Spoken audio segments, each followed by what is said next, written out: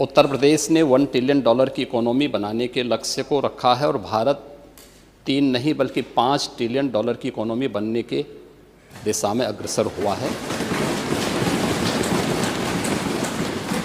आपकी पीड़ा को मैं समझ सकता हूं, क्योंकि जो आपके नेता बोलते हैं कि भारत कभी विकसित देश नहीं बन सकता, तो आप तो उनका अनुसरण करेंगे ही करेंगे कि उत्तर प्रदेश कभी $1 ट्रिलियन की इकोनॉमी नहीं बन सकता। ये वक्तव्य आपका अपनी पार्टी के अनुसार, समाजवादी पार्टी की मंशा के अनुरूप उपयुक्त ही है।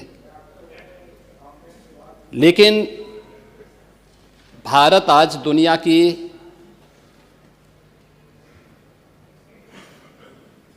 पांचवी बड़ी अर्थव्यवस्था बन चुका है और 2027 में भारत $5 ट्रिलियन की इकोनॉमी बनेगा, इसमें कोई संदेह नहीं। और दुनिया का सबसे तेजी के साथ उभरती हुई अर्थव्यवस्था के रूप में, सर्वाधिक ग्रोथ रेट के साथ भारत आज दुनिया की एक बड़ी अर्थव्यवस्था के रूप में आगे बढ़ रहा है।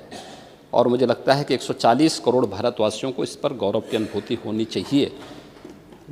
हो सकता है कुछ लोगों को इसमें अच्छा नहीं लग रहा हो, क्योंकि जिनका अपना पर्सनल एजेंडा होता है वह देश के विकास को अच्छा नहीं मानेंगे।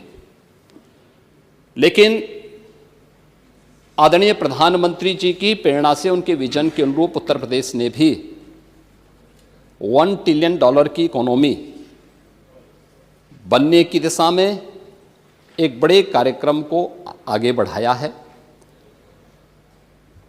हमने 2022 से इसके लिए एक व्यवस्थित कार्य योजना को आगे बढ़ाया है और उसके अनुरूप सरकार ने अपने कार्यक्रम को तेजी के साथ 10 सेक्टर में हमने इन कार्यक्रमों को आगे बढ़ाया है। और मुझे लगता है कि आपके जो उत्तर आपको यहाँ से भेजा गया होगा उसमें विस्तृत रूप से दिया गया है कि 10 सेक्टर जो बनाए गए हैं, हर सेक्टर में कोई ना कोई अपर मुख्य सचिव या प्रमुख सचिव स्तर का अधिकारी उसकी नियमित मॉनिटरिंग करता है। मासिक रूप से उस सेक्टर से जुड़े हुए किसी वरिष्ठ मंत्री के द्वारा उसकी समीक्षा की जाती है। उसके कुछ सुनिश्चित पैरामीटर और इंडिकेटर्स तय किए गए हैं उनको अचीव करने के लिए, और सीएम डैशबोर्ड के माध्यम से मासिक रूप से इसकी समीक्षा होती है। हर तीसरे महीने मैं स्वयं भी इसकी समीक्षा करता हूं और मुझे बताते हुए प्रसन्नता है कि पिछले 3 वर्ष के अंदर जो हमने टारगेट तय किए थे, हमने उसको सफलतापूर्वक प्राप्त किया है।